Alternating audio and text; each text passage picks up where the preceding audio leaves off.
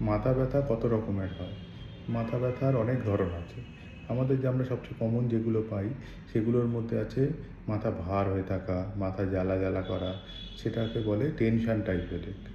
সেটার কিছু ওষুধ আছে, এটা খুব কমন। অনেক বয়স্ক, মধ্যবয়স্ক মানুষের, বিশেষ করে মহিলাদের মধ্যে এগুলি বেশি দেখা যায়। আরেকটা রোগ খুব কমন আছে, তার নাম মাইগ্রেন। তাতে মাথা দপদপ করে, কখনো বমি আসে, চোখের সামনে আলোর ঝলকানি আসে, খুবই সারাদিন ধরে অস্বস্তি চলতে থাকে। এটাও খুব কষ্টকর। এটাও খুব কমন, অল্প বয়সী মেয়েদের মধ্যে বা ছেলেদের মধ্যে এটা বেশি দেখা যায়। আরও অনেক ধরনের মাথা ব্যথা আছে স্পেশাল টাইপ, যাতে কিছু এক ধরনের মাথা ব্যথা আছে যে একটা মাথার একদিক ব্যথা হচ্ছে, তার সাথে সেই দিকের চোখটা লাল হয়ে যাচ্ছে, জল পড়তে শুরু করছে।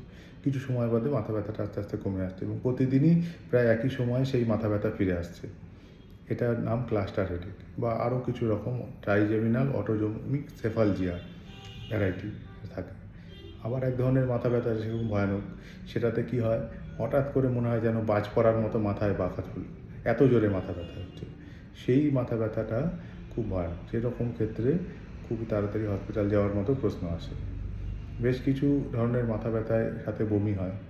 তার মধ্যে কমন মাইগ্রেনে বমি হয়, সেক্ষেত্রে মানুষকে মাথা ব্যথা বমির ট্যাবলেট খেতে হয়। কিন্তু যদি সেটা বারবার হয়, তখন হসপিটাল যাওয়ার একটা প্রশ্ন আসে। সুতরাং মাথা ব্যথার ভ্যারাইটিস রয়েছে, ভ্যারাইটিস রকম মাথা ব্যথা।